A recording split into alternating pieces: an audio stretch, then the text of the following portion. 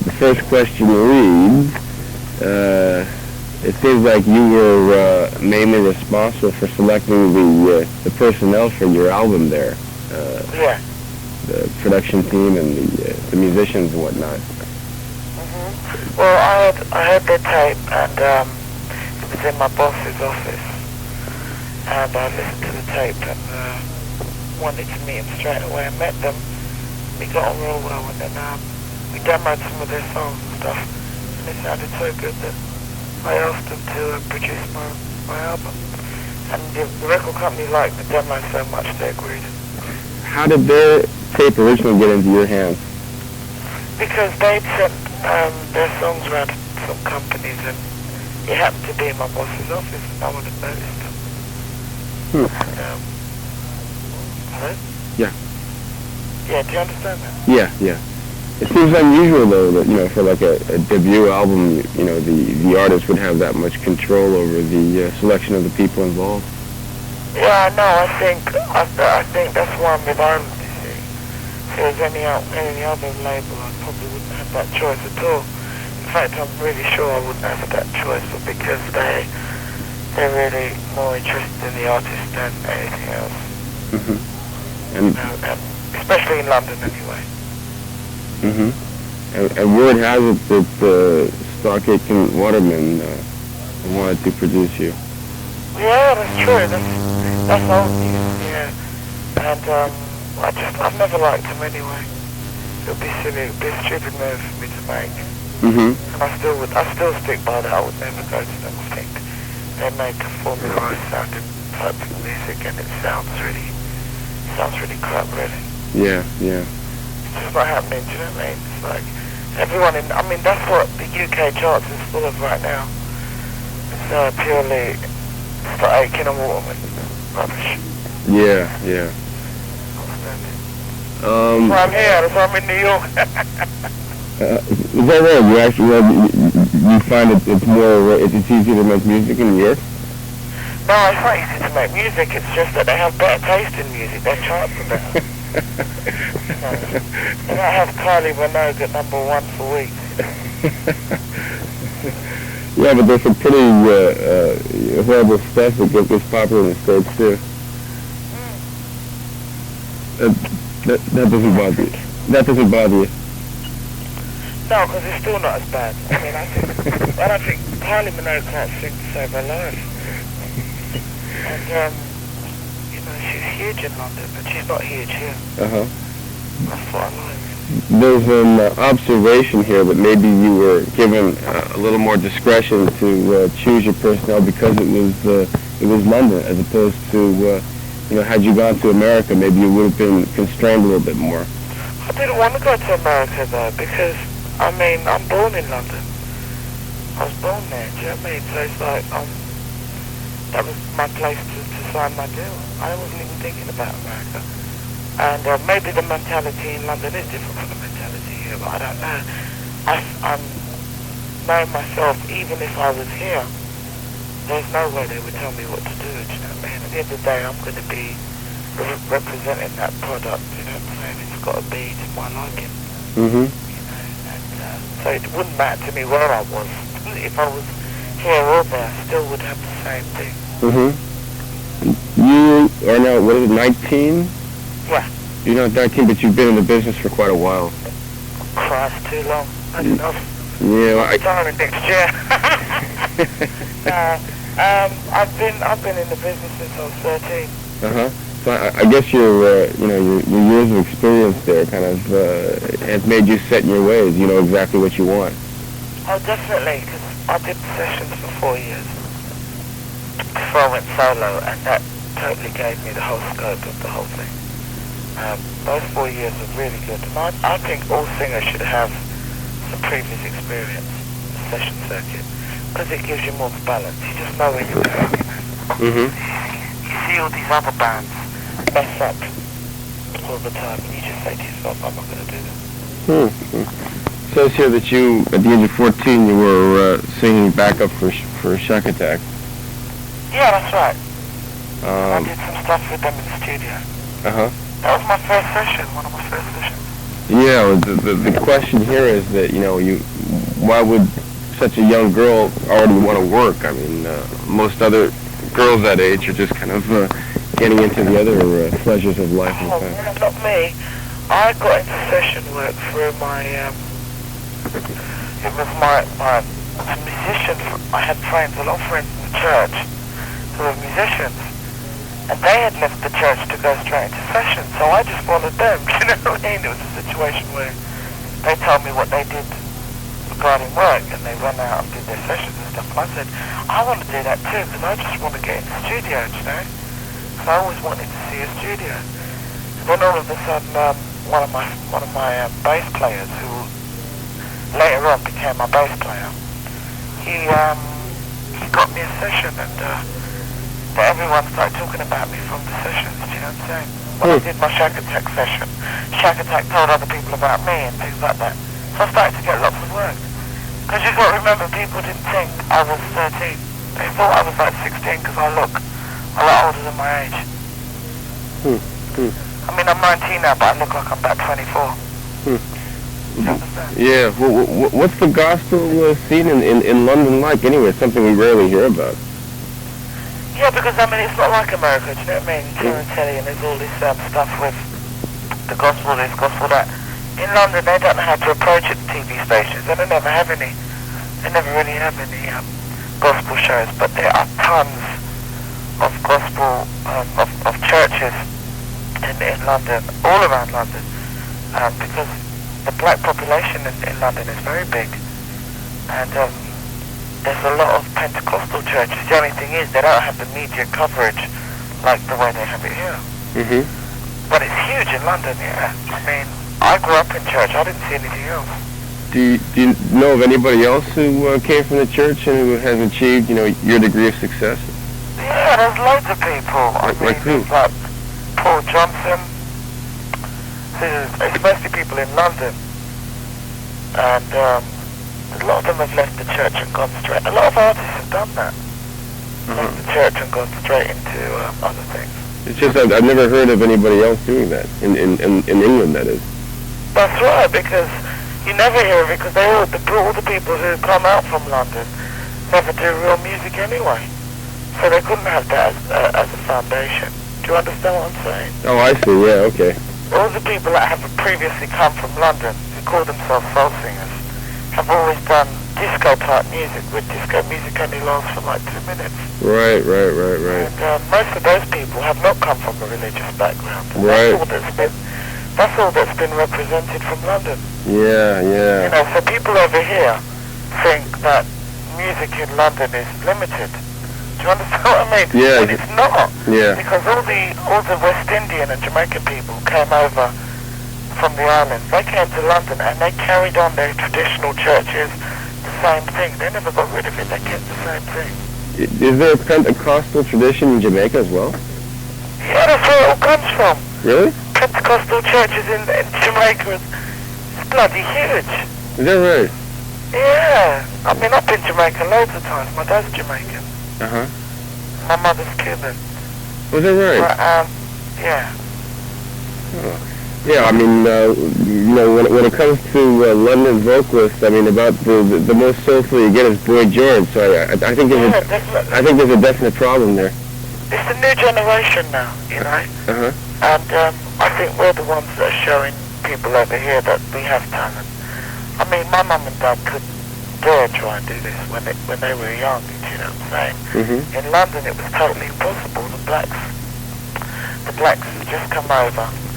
You know, from all the different islands, they all came over, and the only way they could survive was working.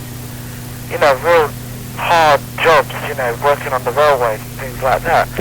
So they couldn't really get into being musicians and things that they were talented for. You know what I'm saying?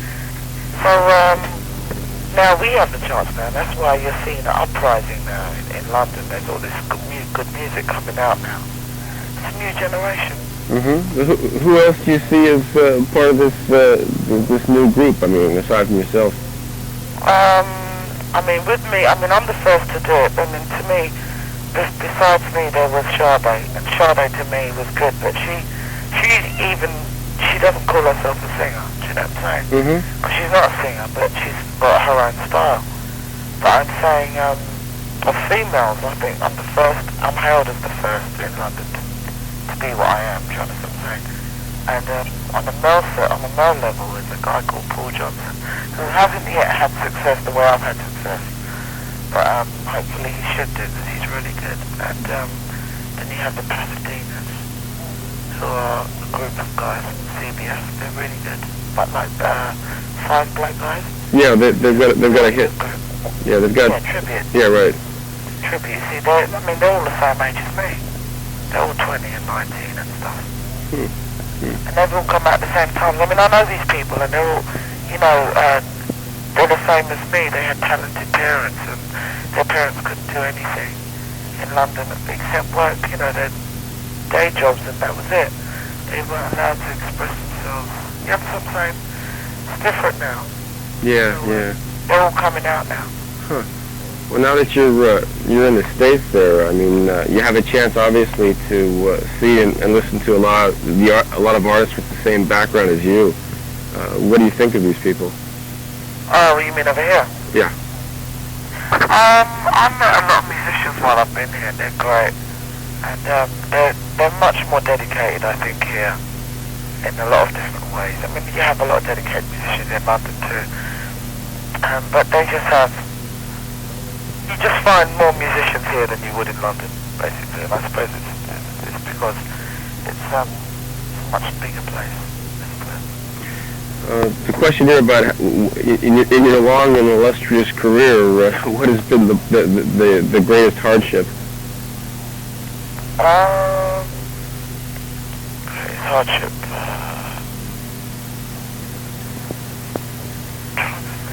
I haven't really had any. No, I think my greatest hardship was leaving the gospel, leaving church and going into sessions. I think that was the hardest bit, because I had become a little child star of the church, and a lot of people were upset that I was leaving. I think that's probably the hardest thing for me to do. In America, it's always a matter of the young gospel singer being told by his or her parents, don't you dare sing secular music. Stay with the church. That's right. That's what I'm talking about. Uh-huh. That's exactly what I mean. They were upset that I left. See, that was the hardest thing for me, because I really wanted to stay, I suppose you have to do it. Uh-huh. Can you go back? Me, I mean, I don't know. I mean, it's not a question to me of going back. It's just doing the things that I used to do and wanting to do them again. Situation is with me right now is that I just wanted to express myself differently and try out all different types of music, and the church doesn't allow me to do that, so that's why I left. Really, you know what I'm saying, and I still respect the church in a real big way, and hopefully I'll do it again at some point, but I don't think you should do it if you're not living the life, do you know what I mean? That's my views on it. When you first started out at the age of 13, did you have stars in your eyes? Were you dreaming about, massive success? I never did dream about success. I just dreamed. I hate success, and I hate that word. And I hate the fame thing. I just wanted to be able to go to the studio whenever I wanted to and do the music that I wanted to do. That's all I ever dreamed about. I mean, when I first saw the studio, the first time I ever saw a studio when I was 13, I totally freaked out. I just wanted to be there all the time. Do you still feel the same way now? Oh yeah. Every day in the studio to me is a joy. It's fantastic. It's great.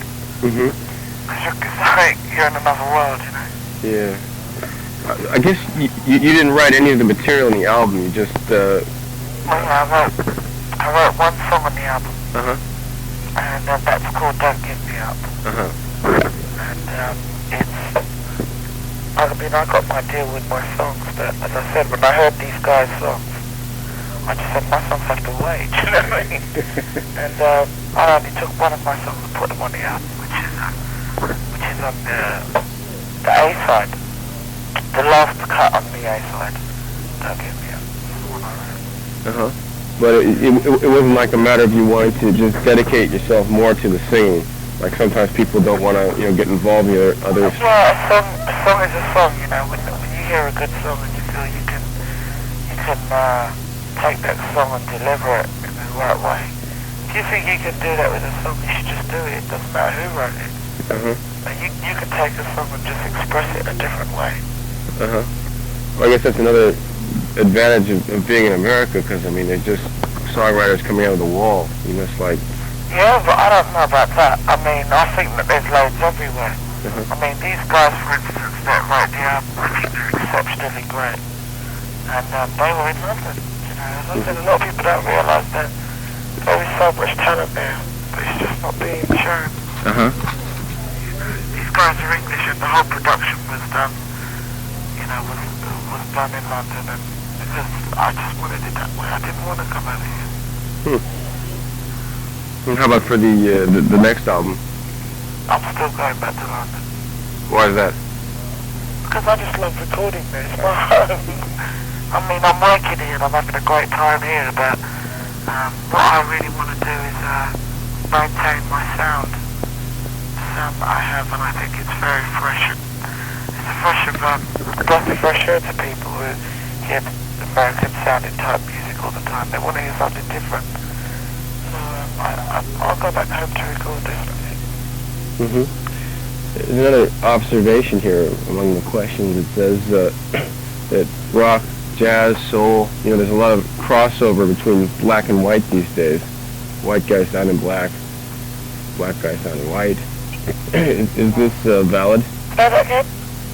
There's a lot of crossover, like especially between rock music and black music these days. You get a lot of white guys, a lot of. Definitely, yeah. At the end of the day, people probably piss and moan about it, get upset about it all the time. But music's music, music to me has no colour. It doesn't really bother me if I see a rock artist doing black music. I don't think there's anything wrong with it. That's why I'm in the music business, because it has no colour. I don't think there's anything wrong with it. I think it's great that they're experimenting with different types of music, and most of it sounds real good to me. How about your personal taste? What do you prefer to listen to? Christ, I listen to everything. I'm still listening to my same Marvin Gaye stuff. Also, I listen to a lot of real stuff, like real music. Anita Baker's great. All these other people, loads of people. There's so many people I listen to. How about like the stuff, obviously most of the people you listen to are going to be older than you are, because, you're still so young. But what makes your sound different? How do you different from, say, a Marvin Gaye? What kind of a new element are you providing? Oh, that's my music.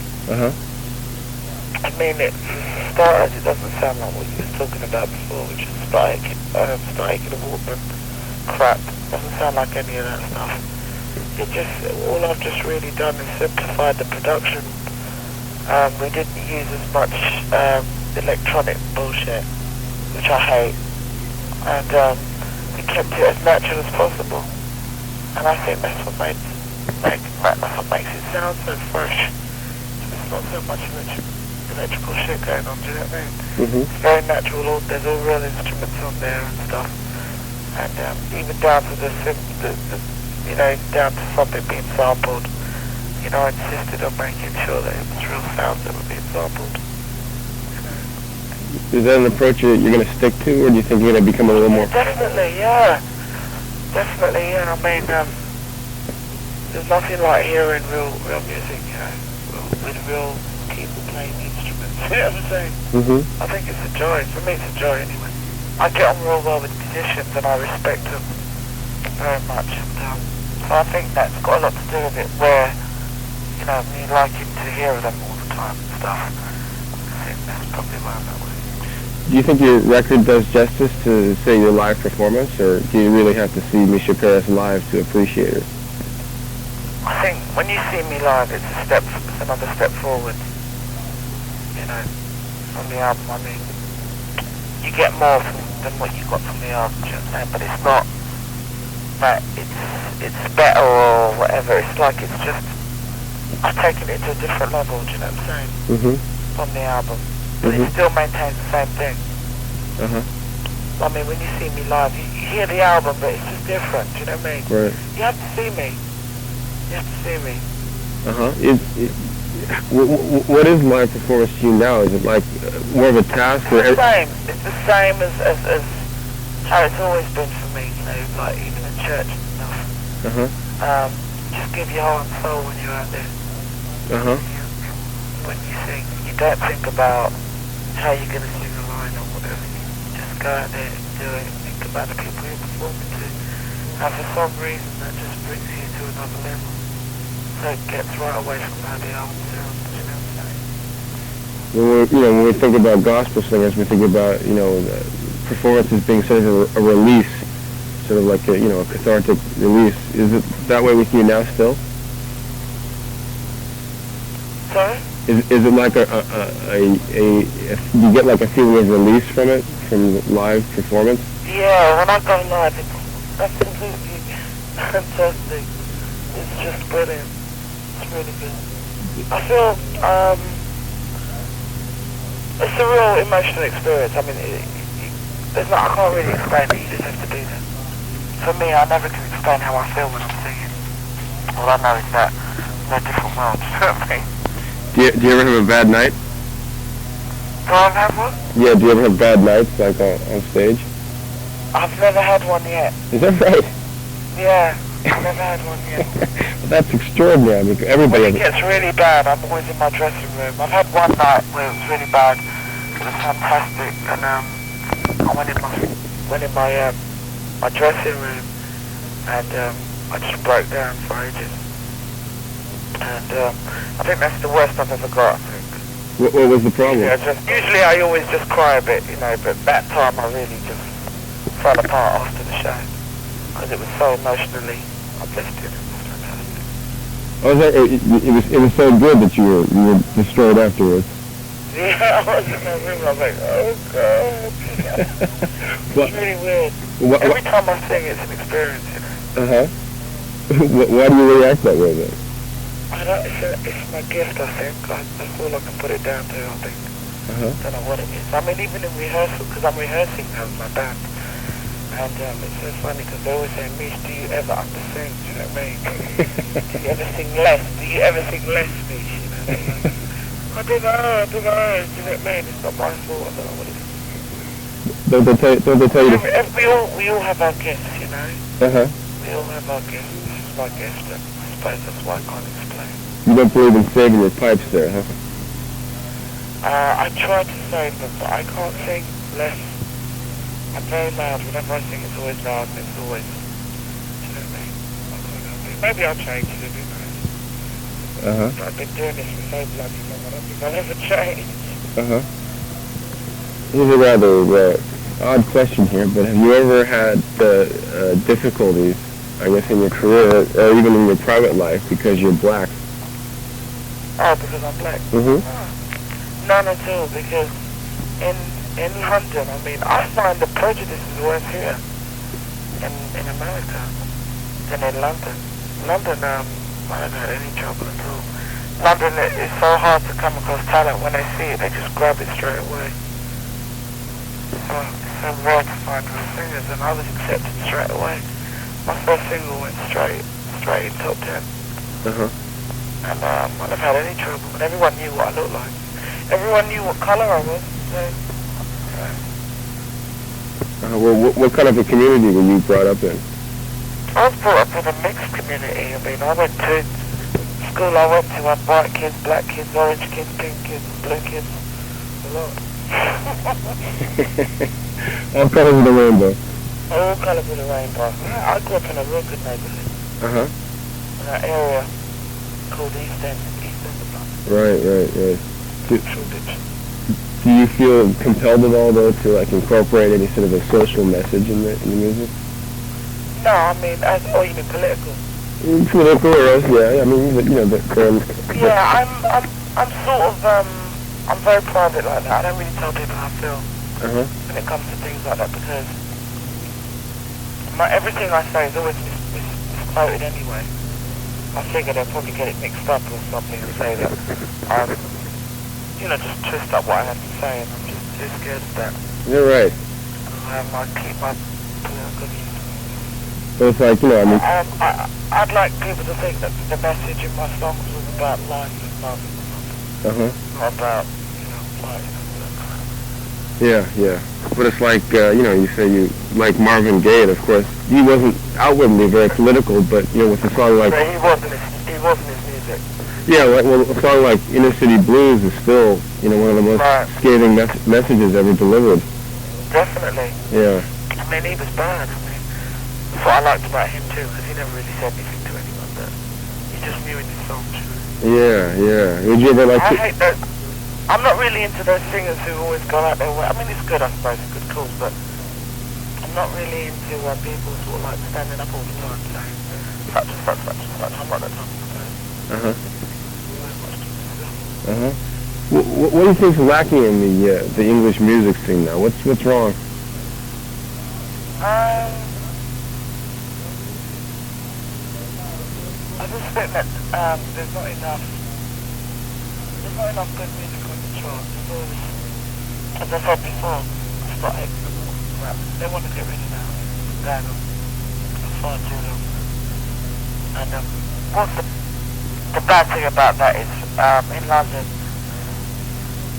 the chart will have like 5 artists who have like come off of the strike and what would do. They have like Rick Astley, Kylie, and they'll have Brother Beyond, they'll have the Reynolds sisters or some shit like that. And all these, they'll have like 5 acts in the charts and they're all like top 10 or something like that. Do you know what I mean? And I think it's really unfair because it's pushing the real talent back. And they can't get through because of all the hype. Do you know what I'm saying? And that's why I think it's really sad. Have you found anything in America that you think should be more popular in England? No, I haven't yet. Soon, I will soon. But they have a problem here with the Formula One sound. It's a producer sound now. And I find a lot of the artists sound that way. It was Jimmy Jam last year. It's LA and Babyface this year. And I wonder who it's going to be next year. Yeah. I mean, I just think it's a bit sad sometimes. It's nice to have 1 or 2 people that way, but I don't think it should be dominated by it. Whitney Houston's also from the church. What do you think of her? Oh, Whitney's great. She's good at what she does. But there's no way if you're trying to insinuate I'm trying to be like that. Totally different thing altogether. She's never influenced me in any way. And I hope she has more success. What do you think about rap? I love rap. But I like good rap. I don't like, rubbish. I like Eric B, Rakim, and I like Tone Loc. And I like, but because he's on my label. And who else do I like? I'm trying to remember this guy's name. I can't remember his name now. I forgot his name. Hello? Yeah. I'm just trying to help you along here. You're trying to help me along? Yeah. I can't remember his name. Okay, that's good enough then. All right, well, I guess I pretty much covered the spectrum of questions here. Did we leave anything out? I don't think you left anything out. I think you got everything. Well, you said you're rehearsing with your band right now. I assume this means a tour is in the offing. Yeah, hopefully. You say hopefully it's not set? No, but we're going to do Canada and a couple of dates out there, but the other dates around the States haven't been confirmed yet. So hopefully it's coming together. Well, when the tour comes together, I would assume that'll take you back to the UK for a little while. Yeah, definitely. I'll go back to the UK, do a couple of dates down there, and then I'll probably start a new album after that. Where's the album being best received right now? The album's huge in London, as you know already. And it's still in the charts over there. It's been there for 8 months now. and in Europe. I'd just say Europe and London, really, that's it. Uh-huh. And it's just starting to break through in other territories now. Uh-huh. And it's amazing, you know, because the album's been out for like nearly a year and a half, and it's still breaking new ground, you know what I mean? Yeah. Like the business goes, you think, yeah, I've got to do a new album now. They haven't even started on the first one, you know what I mean? Yeah. Well, I guess it has real staying power. Yeah, well, let's hope you get a chance to come out here and, you know. I hope so. I hope so too. Okay, well. There's a lot of interest, so Pardon me? who knows? They're getting some interest, so who knows? Uh-huh. Well, this will definitely be run in the magazine, so hopefully this will, you know, add to the mystique of Mica Paris. Thank you. Yeah. All right, well, best of luck for your time today, and hope to see you out here. Hopefully soon. Okay. Bye-bye. Bye-bye.